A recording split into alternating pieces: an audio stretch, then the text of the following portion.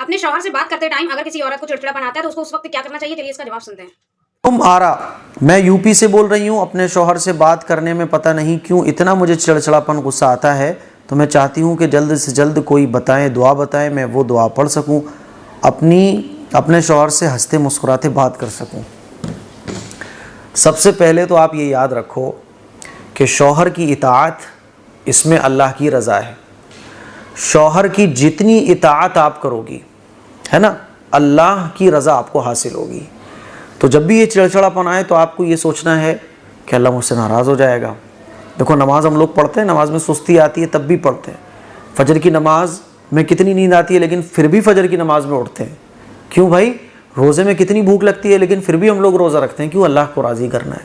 ऐसे ही कितना भी चिड़चिड़ापन आए, आपको शौहर से अच्छे से बात करनी है। क्यों? आपको ये सोचना है कि यही मेरी जन्नत में जाने का ज़रिया है। शौहर की इताअत में अल्लाह की रज़ा है। जब शौहर की इताअत में अल्लाह की रज़ा है तो शौहर से नाराज़गी में और शौहर की नाराज़गी में अल्लाह की नाराज़गी है, अल्लाह की रज़ा ख़त्म हो जाएगी।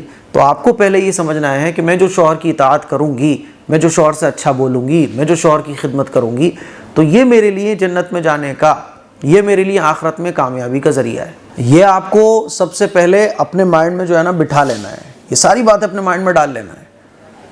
फिर आप जब ये चीज़ माइंड में बिठा लेंगी तो इंशाअल्लाह आप जब भी गलत बोलोगी चिड़चिड़ा के गुस्से में, तो आपको फ़ौरन याद आएगा, नहीं नहीं, अल्लाह की रज़ा ऐसे नहीं मिलेगी मुझे, तो अल्लाह की रज़ा तो मुझे ऐसे मिलेगी। बात समझ आ रही है? दूसरा, दुआ में आप लोगों को आपको बताऊं तो आप इस दुआ को पढ़ने का मामूल बनाएं।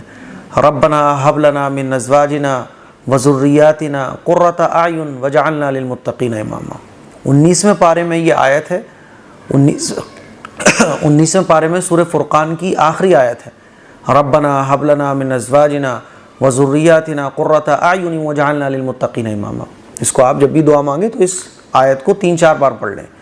बाकी इस तरह जब भी ख्याल आए तो आपको आऊज़ु बिल्लाहि मिनश शैतानिर रजीम पढ़ लें। मान लीजिए आप शौहर से बात करनी है, फिर चिड़चिड़ाहट आने लगी आपको, तो आपको फ़ौरन पहले तो मेरी जो बातें मैंने बताई हैं इसको सोचना है ना, क्योंकि जब हम अच्छा सोचेंगे ना, इतना अच्छा सोचेंगे कि यार आखिरत में निजात का ज़रिया अल्लाह की रज़ा मिलेगी, तो फिर ये जो चिड़चिड़ाहट है वो ख़त्म हो जाएगी।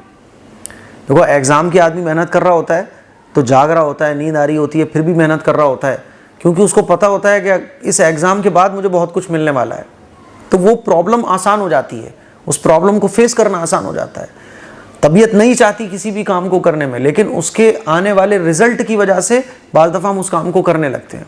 तो ऐसे ही हमें ये सोचना है, तबीयत में चिड़चिड़ाहट पैदा हो रही है तो मेरी जितनी भी बातें हैं इसको सोचना है, तो एक पॉजिटिव वेव्स आपके अंदर आएंगी, एक अच्छा आपके फीलिंग्स अच्छी आएंगी आपको, और शौहर से अच्छे से बात करना आपके लिए आसान हो जाएगा।